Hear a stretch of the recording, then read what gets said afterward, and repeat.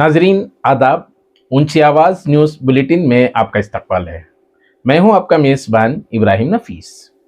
चलिए देखते हैं आज की इंटरनेशनल, नेशनल, स्टेट और सिटी की ताज़ा तरीन खबरें। सबसे पहले देखते हैं इंटरनेशनल न्यूज़ तफसील से।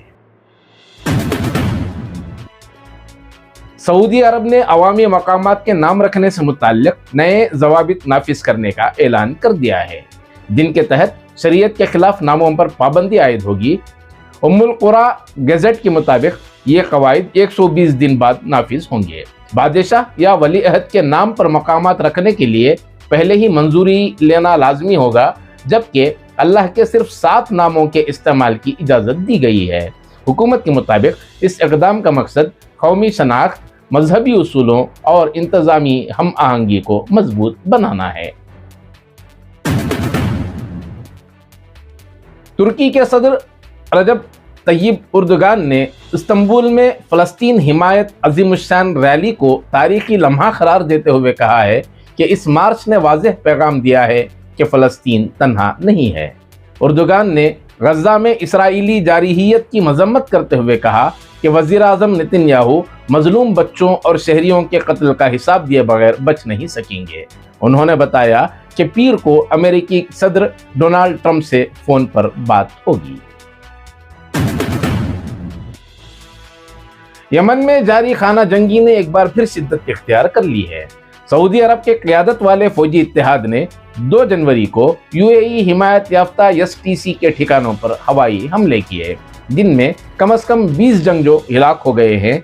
एसटीसी ने इल्ज़ाम लगाया कि सऊदी हामी अफवाज ने एतमाद तोड़ा है, जबकि सऊदी ज़राए ने खबरदार किया है कि जंगजू वापस न हटने पर हमले जारी रह सकते हैं। अब देखते हैं नेशनल न्यूज़ तफसील से।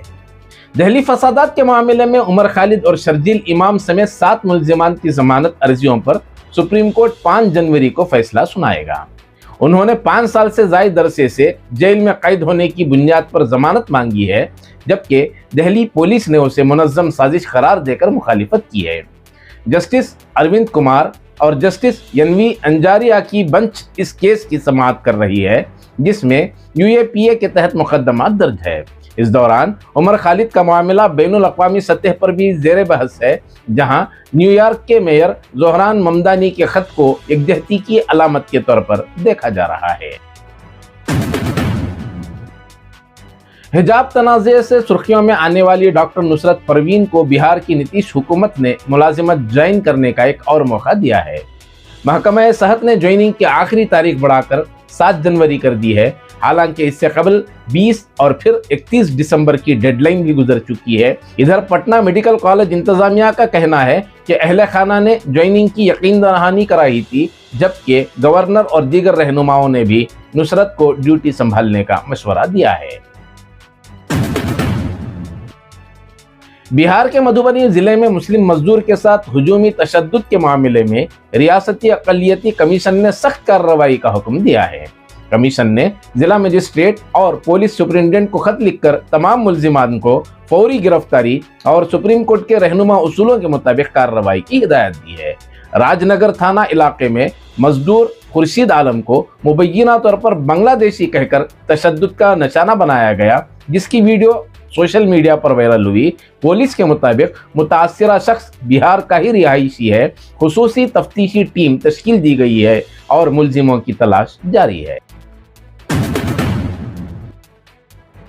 मगरिबी बंगाल असेंबली इंतखाबात से कबल कांग्रेस को बड़ी सियासी कामयाबी मिली है। तृणमूल कांग्रेस की राज्य सभा रुकन और साबिक लोकसभा रुकन मौसम नूर ने 3 जनवरी को कांग्रेस में शमूलियत इख्तियार कर ली है।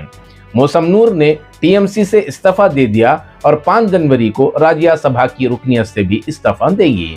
उन्होंने कहा कि वो गनी खान चौधरी के सेक्युलर और कांग्रेसी नजरिए को आगे बढ़ाना चाहती हैं। कांग्रेस पार्टी ने आने वाली असेंबली इंतखाबात के पेश नज़र केरला, आसाम, तमिलनाडु, पुडुचेरी और मगरिबी बंगाल के लिए रियासती स्क्रीनिंग कमेटियों की तश्कील कर दी है। ऑल इंडिया कांग्रेस कमेटी के जनरल सेक्रेटरी केसी वेणुगोपाल के मुताबिक आसाम की स्क्रीनिंग कमेटी के चेयरपर्सन प्रियंका गांधी होंगी, केरला के लिए मधुसूदन मिस्त्री, तमिलनाडु पुडुचेरी के लिए टी.एस. सिंहदेव और मगरबी बंगाल के लिए बी.के. हरिप्रसाद को चेयरपर्सन मुकर्रर किया गया है। इन कमेटियों में सीनियर लीडरान को शामिल किया गया है और ये फौरी तौर पर नाफिजुल अमल होंगी। रियासती इंचार्जेस, पीसीसी सुदूर और सीएलपी कायदीन इन कमेटियों के एक्स अफिशियो अरकान होंगे।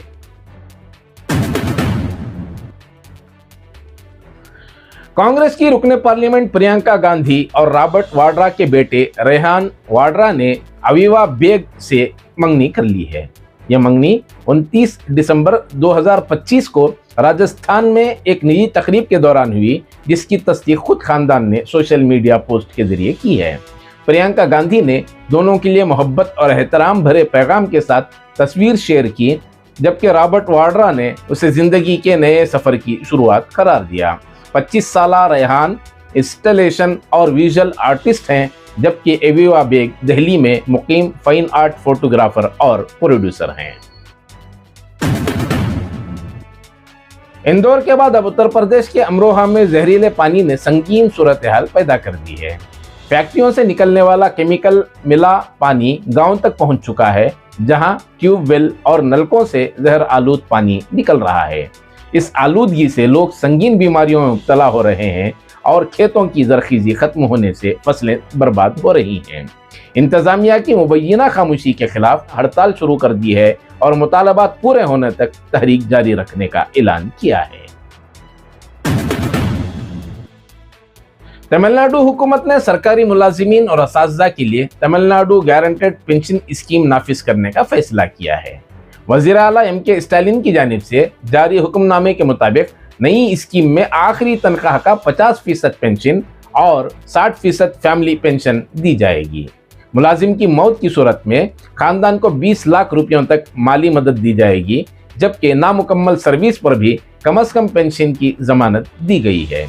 इस फैसले को तवील एहतजाज के बाद मुलाजिमीन के मुतालबात की बड़ी तकमील करार दिया जा रहा है।